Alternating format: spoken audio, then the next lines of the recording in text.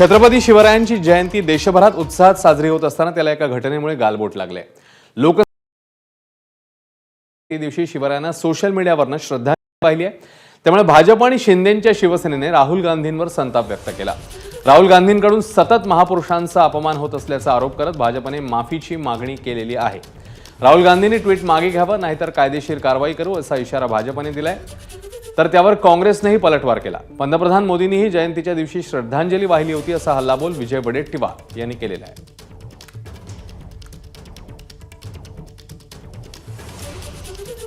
तर राहुल गांधींनी छत्रपती शिवाजी महाराजांच्या जयंती दिनी नेमकी काय पोस्ट केली आहे ते पाहूया।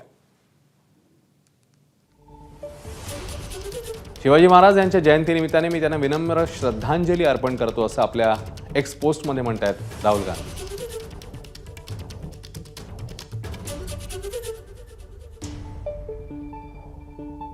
आपल्या धैर्याने आणि शौर्याने त्यांनी आम्हाला निर्भयतेने आणि पूर्ण समर्पणाने आवाज उठवण्याची प्रेरणा दिली।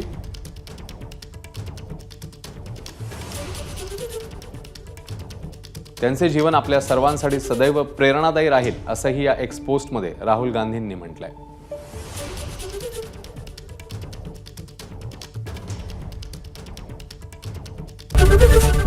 एबीपी माझा, उघडा डोळे बघा नीट।